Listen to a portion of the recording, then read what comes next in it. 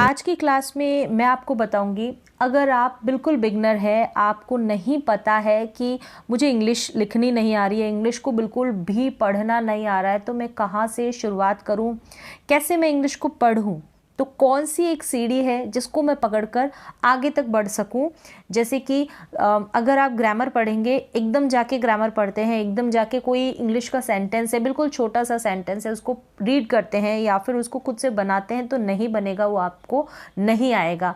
तो आप शुरुआत कहाँ से करें इंग्लिश को पढ़ने की? बिल्कुल बिगनर हैं आप, आपको एक भी बिल्कुल छोटी से छोटी स्पेलिंग भी लिखनी नहीं आ रही है, तो मैं आपको आज जो तरीका बताऊंगी उस तरीके से आप इंग्लिश को पढ़ने की और इंग्लिश की जो छोटी छोटी स्पेलिंग्स होती है उनको लिखने की शुरुआत कर सकते हैं। इसके बाद और भी स्टेप्स होते हैं, लेकिन पहले आप इस स्टेप को अपनाएं। आज जो मेथड बताऊंगी उस मेथड को अपनाएं और उससे छोटी छोटी इंग्लिश की स्पेलिंग्स जो है उनको लिखने की कोशिश करें। किसी का नाम है, हिंदी में जो नाम होगा उसको आप इंग्लिश में बनाने की कोशिश करें। अगर आप इसमें सक्सेस हो जाते हैं, अगर आपको ये आ जाता है लिखना, तो उसके बाद जो इसका अपर लेवल होता है, हायर लेवल होता है, उस पर आप जाए।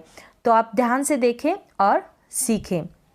तो इसके लिए आपको क्या आना चाहिए? जो हिंदी के स्वर है और हिंदी के जो व्यंजन है, कॉन्सोनेंट्स है, उनको आपको इंग्लिश में लिखना आना चाहिए।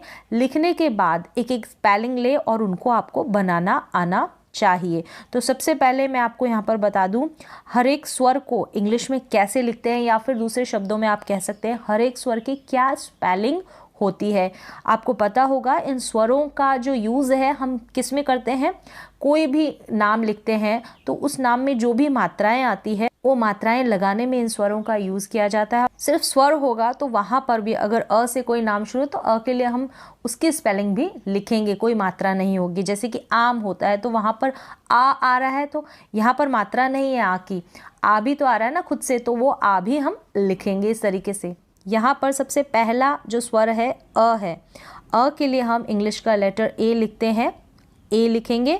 और आ के लिए कहीं पर ए लिखा जाता है और कहीं पर डबल ए, कहीं पर ए कहीं पर डबल ए। कहाँ पर आता है वो डिपेंड करता है उस नाम के या उस जो भी स्पेलिंग की आप इंग्लिश लिख रहे हैं ना, उसके प्रोनाउंसिएशन पे, उसके उच्चारण पे डिपेंड करता है। जैसा उसका उच्चारण होगा वैसी ही उसकी स्पेलिंग बनेगी। और छोटी ई जो है इसके लिए हम आई लिखते हैं।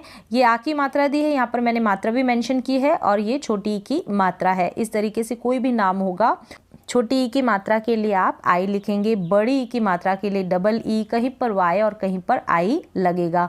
ये जैसे जैसे प्रोनाउंसिएशन होगा जिस स्पेलिंग का, वहाँ पर हम डबल ई लगाएंगे, वाई लगाएंगे, आई लगाएंगे। ये है बड़ी की मात्रा और ये है ऊ। इस ऊ के लिए ये जो इसकी मात्रा होती है, छोटे ऊ की मात्रा ये है, और इसके लिए हम लिखते हैं यू लेटर।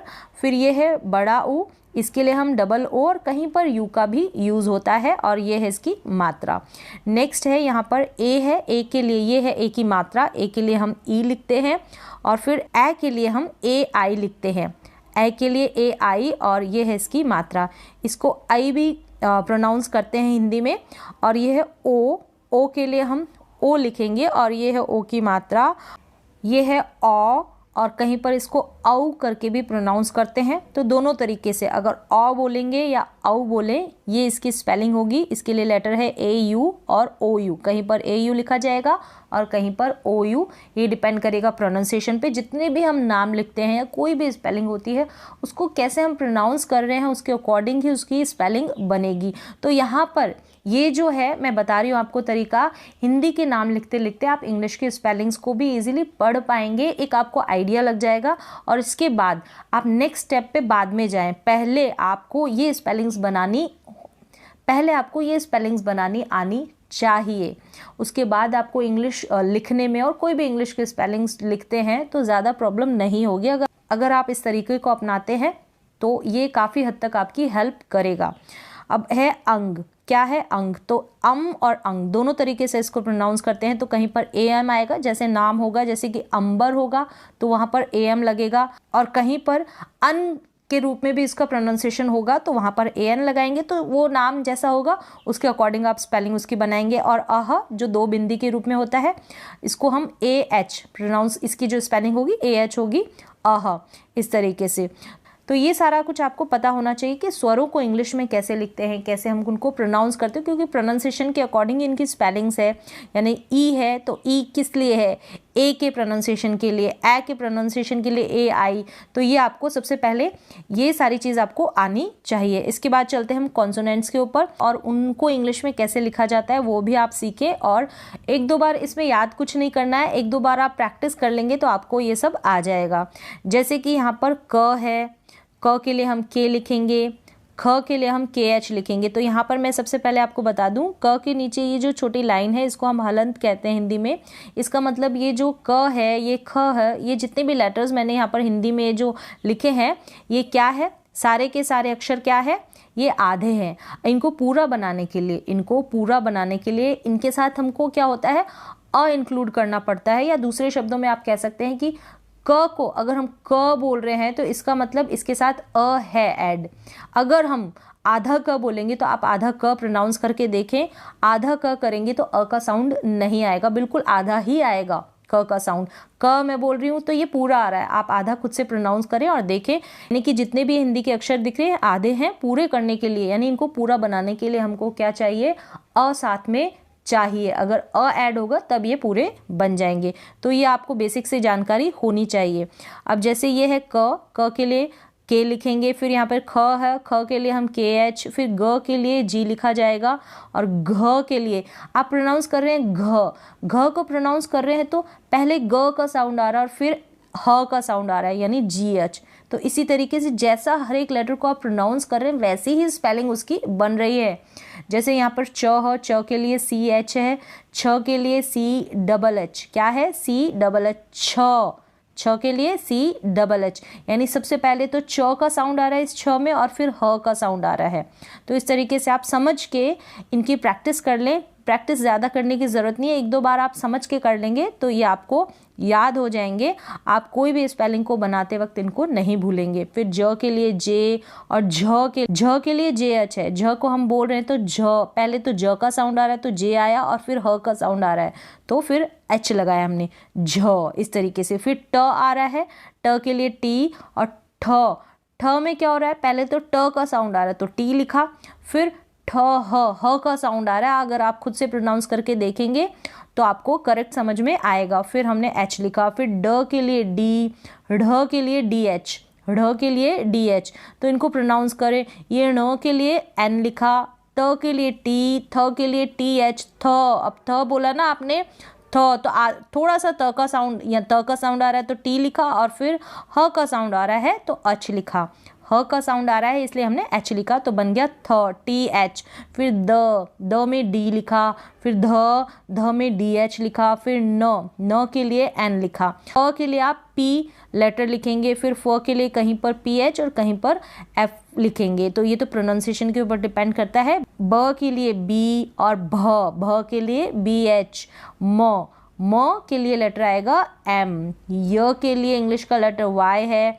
आर के लिए, र के लिए आर, और ल के लिए एल, व के लिए कहीं पर डब्ल्यू और कहीं पर वी।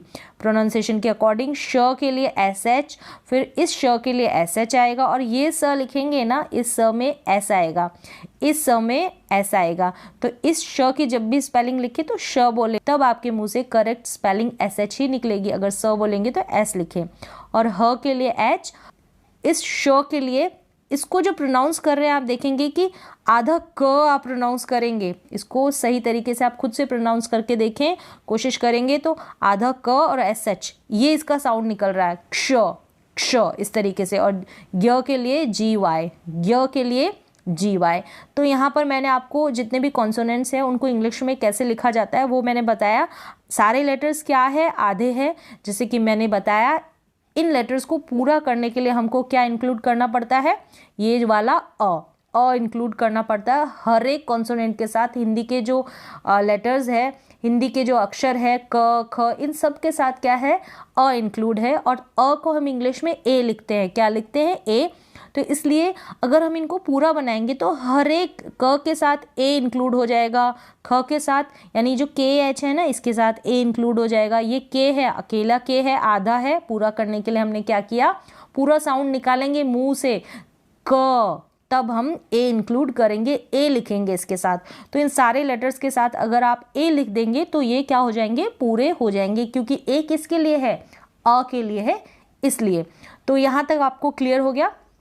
अगर आपको हिंदी के जो स्वर है इनको इंग्लिश में लिखना आ गया, फिर क्या है, इन कॉन्सोनेंट्स को, हिंदी के जो व्यंजन है इनको इंग्लिश में लिखना आ गया, तो आप इजीली इंग्लिश की जो छोटी छोटी स्पेलिंग्स है, हिंदी के जो नाम है, उनको पढ़ने की कोशिश कर सकते हैं, उनको बनाने की कोशिश कर सकते हैं। ये जो लेवल है उनके लिए जिनको बिल्कुल भी लिखना नहीं आ रहा है, एक भी स्पेलिंग बनाने से नहीं बन रही है, उनके लिए है। तो वो इस तरीके से शुरुआत करें। ये मैटर करता है आपको इंग्लिश, जब भी आप इंग्लिश को पढ़ेंगे तब भी ये जो मेथड है वो आपको बड़ी ही हेल्प करेगा वहाँ पर भी। तो ये पहले आप सीखें। इसके बाद जो नेक्स्ट स्टेप है जो लेटर्स, इंग्लिश के लेटर्स को पढ़ने का, वो एक अलग है, वो बाद में पढ़ें। उसको पहले आप इसको सीखें, उसके बाद उस पे जाए।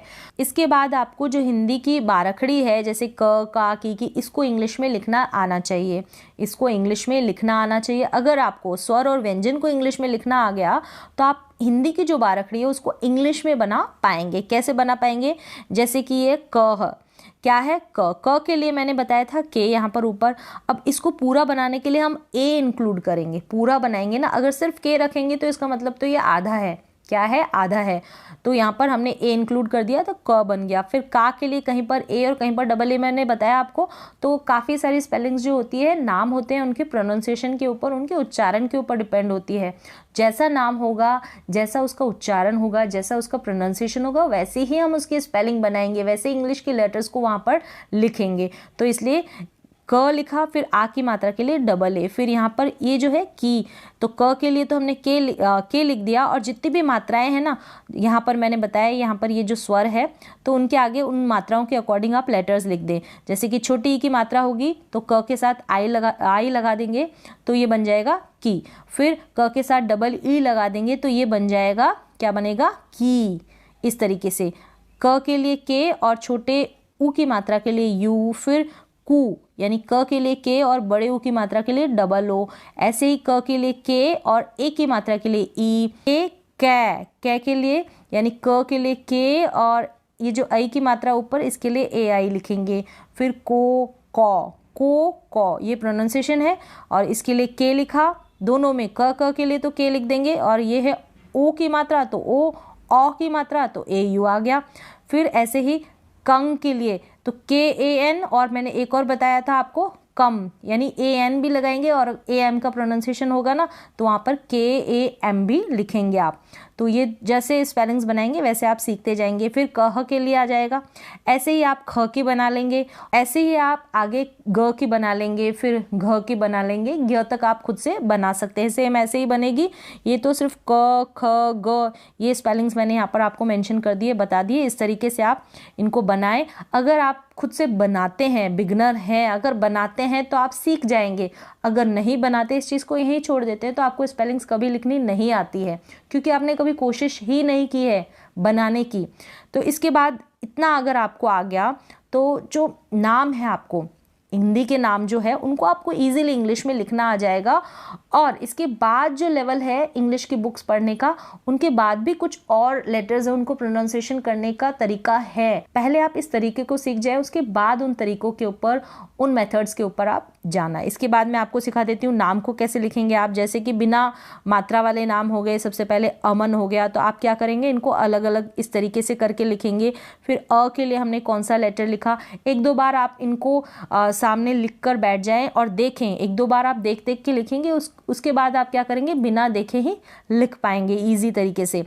यहाँ पर अ के लिए ए आता है, फिर आपने लिखा म के लिए एम लिखा। लेकिन जैसे मैंने बताया, हर एक हिंदी का जो हर एक कॉन्सोनेंट होता है, व्यंजन होता है, उसके साथ अ इंक्लूड होता है, तो म के साथ हम ए भी लगा देंगे, यानी म के साथ अ का उच्चारण हो रहा है, एम ए हो गया। और लास्ट में एन है, लास्ट में क्या है, एन है। तो लास्ट में जितनी भी स्पेलिंग होगी, अगर उसमें कोई मात्रा नहीं है तो वहाँ पर हम एन ही लिखेंगे। एन के साथ हम ए इंक्लूड नहीं करेंगे, ये चीज़ आपको ध्यान रखनी है। और क्यों नहीं करेंगे, क्योंकि इसका प्रोनाउंसिएशन ही ऐसा है। आप इसको अमन बोल रहे हैं, क्या बोल रहे हैं, इस नाम को अमन। अब न को आप ऐसे नहीं बोल रहे हैं अमन, न को खींच के नहीं बोल रहे हैं, ज़्यादा लंबा इसका उच्चारण प्रोनाउंसिएशन नहीं हो रहा है, इसलिए हमने ए नहीं लगाया। तो ये प्रोनाउंसिएशन के कारण है ऐसा। फिर रमन है, रमन में भी सेम ऐसे है, आप सबको अलग अलग करके लिखेंगे। फिर क्या स्पेलिंग आ रही है इनकी उस तरीके से लिखेंगे। सबसे पहले र है, र के लिए आप लिखेंगे आर, क्या लिखेंगे आर, र, अ का उच्चारण हो रहा है तो इसलिए ए लिखा। फिर म के साथ भी अ का उच्चारण है तो एम ए लिखा। फिर न, लास्ट में न है ना, इसमें न में अभी मैं बोल रही हूँ तो उच्चारण हो रहा है, लेकिन नाम में जैसे आप बोल रहे हैं रमन, न को आप थोड़ा सा प्रोनाउंस करते हैं। अगर रमन न खींच के बोलेंगे तब आएगा ए, लेकिन हम खींच के नहीं बोलते हैं। आप खुद से बोल के देखें तब पता चलेगा आपको। तो रमन हो गया, तो इसलिए हमने क्या किया, लास्ट में ए नहीं लगाया। सेम ऐसे ही कमल, तो इस तरीके से आप लिख पा रहे होंगे कमल। अब यहाँ पर क के लिए के लिख दिया, म के लिए एम लिख दिया, तो ऐसा नहीं होगा क्योंकि ए आ रहा है, क्योंकि हर ए हर एक लेटर के साथ आ रहा है, हर एक व्यंजन के साथ अ का उच्चारण होता है। को पूरा करने के लिए हमको अ चाहिए, इसलिए। तो यहाँ तक आपको क्लियर हो गया होगा। अब यहाँ पर जैसे कुछ मात्राओं वाले नाम हैं उनको भी मैं बता देती हूँ। जैसे इनको सबसे पहले कुसुम है, इनको इस तरीके से अलग करके लिखना है। फिर क के लिए कौन सी स्पेलिंग है, क के लिए हम कौन सा लेटर लिखते हैं, के लिखते हैं। और फिर छोटे ऊ की मात्रा है तो इस मात्रा के लिए हम यू लिखेंगे। फिर स, फिर छोटे ऊ की मात्रा की स्पेलिंग लिखेंगे। स्पेलिंग इसलिए बोल रही हूँ क्योंकि मैंने लेटर्स आपको बताया ना, इसलिए स्पेलिंग बोलना सही रहेगा। फिर म के लिए हमने एम लिखा, म के साथ ए इंक्लूड नहीं किया क्योंकि हम कुसुम बोलते हैं, कुसुम खींच के नहीं बोलते, इस म को ज़्यादा लंबा इसका उच्चारण नहीं होता प्रोनाउंसिएशन, इसलिए हमने ए इंक्लूड नहीं किया। सेम ऐसे ही जैसे ये खुशी है, खुशी को इस तरीके से आप अलग अलग करके लिखेंगे, ख लिखेंगे, फिर इसकी मात्रा की स्पेलिंग लिखेंगे। ख के लिए ये सब लिख दिया आपने। इसके बाद आप कंफ्यूज होंगे, लास्ट में ये शी है, यानी आप एस एच तो लिख देंगे, एस एच श के लिए। फिर यहाँ पे बड़ी ई की मात्रा है तो यहाँ पर मैंने छोटी ई की मात्रा वाली स्पेलिंग आई क्यों लिखी है, क्योंकि प्रोनाउंसिएशन के कारण। प्रोनाउंसिएशन का इसका जब हम खुशी बोल रहे हैं तो खुशी, शी को हम ज़्यादा लंबा खींच के नहीं बोल रहे हैं, ज़्यादा इसका लंबा प्रोनाउंसिएशन नहीं हो रहा है। खुशी, खुशी को थोड़ा बोल के रुक जाते हैं। लिखने में ये बड़ी मात्रा लिखी जा रही है, यानी कि बड़ी ई की मात्रा लिखी जा रही है, लेकिन बोलने में इसको हम छोटी ई की मात्रा के रूप में बोल रहे हैं, इसलिए हमने आई लिखा है। इसी तरीके से आप बाकी के नामों को भी ऐसे ही लिखने की प्रैक्टिस करेंगे। जैसे मनीषा है तो मनीषा को हमने इस तरीके से अलग लिखा, म के लिए एम आया, फिर अ का उच्चारण है तो ए, फिर न के लिए एन, फिर क्या है यहाँ पर। अब यहाँ पर भी आप देखेंगे मनीषा। अब मनीषा अगर आप यहाँ पर ये जो न है इसमें बड़ी की मात्रा है, बड़ी की मात्रा है, अगर आप इसमें डबल ई भी लगाएंगे तो गलत तो नहीं होगा, लेकिन आपको कोई भी स्पेलिंग का जब नाम लिखते हैं आप उसके प्रोनाउंसिएशन के ऊपर आपको ध्यान देना है, कैसा उसका उच्चारण हो रहा है, कैसे हम उसको प्रोनाउंस कर रहे हैं उस नाम को, उसी के अकॉर्डिंग उसकी स्पेलिंग आपको बनानी है, लिखनी है। मनीषा, अब मनीषा में भी आई लिखा है मैंने क्योंकि यहाँ पे इसको प्रोनाउंस कर रहे हैं ना तो ज़्यादा लंबा मनीषा, ऐसे मनी को हम बहुत ज़्यादा लॉन्ग खींच के नहीं बोल रहे हैं, इसलिए आई लिखा है। फिर श के लिए एस एच और लास्ट में आ की मात्रा है इसलिए ए लिखा है, आ की मात्रा है इसलिए लिखा है। अगर आ की मात्रा नहीं होती, कोई मात्रा नहीं होती तो ए नहीं लिखते।